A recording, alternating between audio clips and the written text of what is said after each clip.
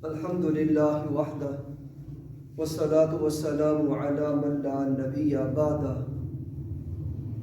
میں اللہ تبارک و تعالیٰ کی ذات سے امید رکھتا ہوں کہ آپ سب حضرات خیریت سے ہوں گے، اور میں دل کی اتھا گہرائیوں سے اللہ پاک کے حضور دعا گو ہوں کہ اللہ رب العزت مجھے دیکھنے اور سننے والوں کے ساتھ ساتھ پوری امت مسلمہ کی جان، مال، ایمان، اعمال کی حفاظت فرمائے۔ آج کا جو نسخہ ہے، جو عمل ہے، جو وظیفہ ہے، وہ بھی ہمیں سرکار دو عالم، جان دو عالم احمد مجتبی محمد مصطفیٰ صلی اللہ تعالی علیہ وآلہ وصحبہ وسلم کی پاکیزہ تعلیمات سے ہمیں حاصل ہوا ہے۔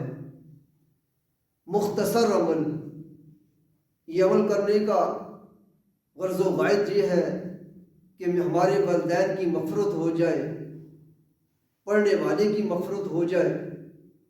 تو جمعے کی نماز کے بعد 100 بار یعنی 100 بار سبحان اللہ العظیم و بحمدہ، یہ 100 مرتبہ ایک تسبیح پڑھنی ہے۔ اب یہ تسبیح اس نے پڑھ لی، اب سرکار دو عالم صلی اللہ علیہ وسلم کی ضمانت ہے کہ رب کائنات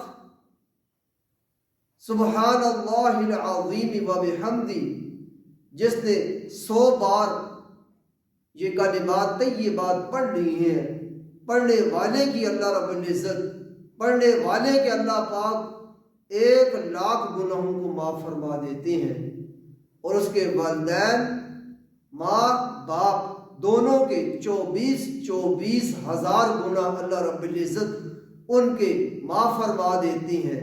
اگر فوت ہو گئے ہیں، اس کی برکات یہ ہوں گی کہ فوت شدہ ماں باپ ہے، کسی کی ماں ہے یا والد ہے، اللہ پاک 24,000 اس کے والد یا اس کی والدہ محترمہ کے نامہ اعمال سے 24,000 اس کے نامہ اعمال سے گناہوں کو مٹا دینے کا اللہ پاک فرشتوں کو حکم دیتے ہیں۔